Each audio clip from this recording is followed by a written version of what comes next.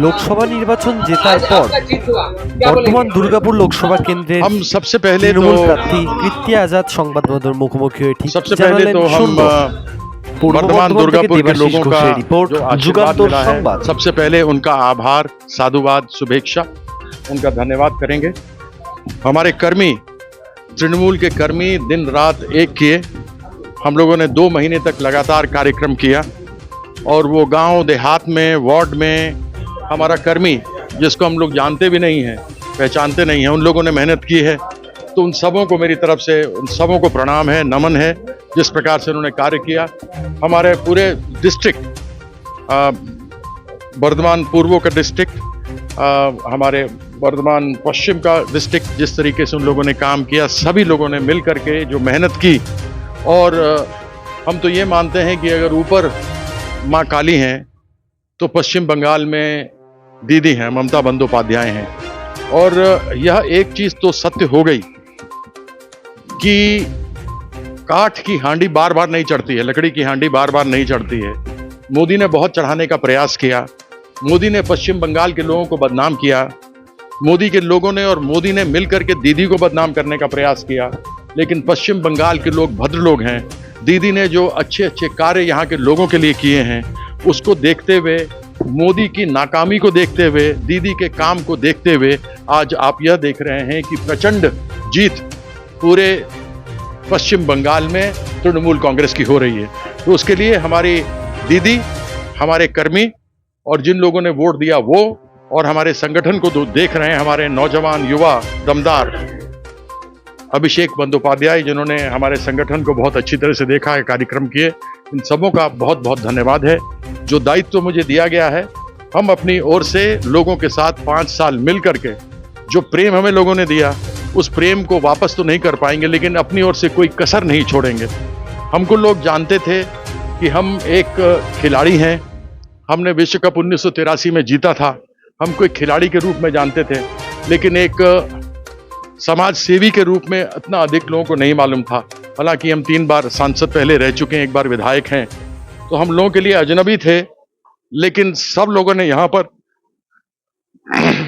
इतने प्रेम से हमको अपने भाई की तरह, अपने चाचा की तरह, अपने बेटे की तरह लिया, इतना प्रेम हमको दिया, हमारे पास शब्द नहीं है।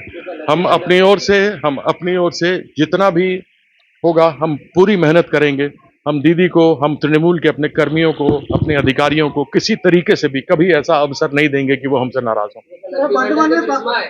देखिए, दीदी का लक्ष्मी भंडार केवल एक ही नहीं है, वो तो है ही, लेकिन दीदी का एक शिशु का, बच्चे का जब जन्म होता है तब से लेकर इंसान को जो अंतिम स्मशान में ले जाते हैं उस तक का दीदी का योजना है, जिसमें सभी जितने भी लोग हैं, विशेष करके जो गरीब तबके के लोग हैं, विशेष करके वो लोग जो जिनके पास में इतना होता नहीं है कि वो कुछ अपने बच्चों के लिए कर सकें या वृद्ध के लिए उनके खत्म हो जाने के बाद करें, वो सभी योजना दीदी ने किया है, जो एक अच्छे किसी भी राजनेता को करना चाहिए। और दीदी मेरे लिए एक भावना है, दीदी एक पंथ है, केवल नेता नहीं है। और हमको ये पूरा भरोसा है कि जो आज दीदी कर रही है वो कल हिंदुस्तान के बाकी मुख्यमंत्री लोग करेंगे। हमारे पास यहाँ अनेकों ऐसे काम है। सबसे पहला तो ये है कि हमारा वर्धमान, दुर्गापुर और पश्चिम बंगाल का विकास केंद्र सरकार के द्वारा बाधित किया गया है। 1,64,000 करोड़ रुपया जो बंगाल के हक का पैसा है, जो बंगाल के लोगों ने कर के रूप में, इनकम टैक्स के रूप में दिया है, जीएसटी के रूप में दिया है, डायरेक्ट टैक्स में दिया है, इनडायरेक्ट टैक्स में दिया है, कॉर्पोरेट टैक्स में दिया है, वह पैसा 1,64,000 करोड़ रुपया है जो नरेंद्र मोदी ने नहीं दिया है। सबसे पहला कि वो पैसा आए, जिससे कि हम पश्चिम बंगाल के अपने लोगों के लिए यहाँ पर उस पैसे का सदुपयोग कर सकें और उसको विकास जो दीदी ने इतना बढ़िया किया है उसको और आगे बढ़ा सकें। वर्धमान में जहाँ तक देखेंगे, वर्धमान में ऐसी कई 2 चीजें हमारे नजर में सीधी आती हैं कि केंद्र सरकार के एनएच पर एक रेलवे लाइन जा रहा है, वहां पर एक ओवरब्रिज की बहुत आवश्यकता है, उसके कारण से जाम घंटों भर तक लगता है। उसको आगे न तो यहाँ के पहले जो सांसद थे आलूवालिया साहब, उन्होंने बढ़ाया, हमारा उद्देश्य रहेगा उसको करेंगे। हमारे पास एक स्टेडियम है, उसको देखना है। दुर्गापुर की तरफ में ऐसे बहुत सारे केंद्र सरकार के संयंत्र हैं जो चल रहे हैं तो वहां पर लोगों के साथ अन्याय हो रहा है। इन सभी चीजों को देखते हुए आगे काम बहुत कुछ करने को लक्ष्य है हमारे सामने में उस लक्ष्य को पाना अपने कर्मियों के साथ हमारा उद्देश्य रहेगा।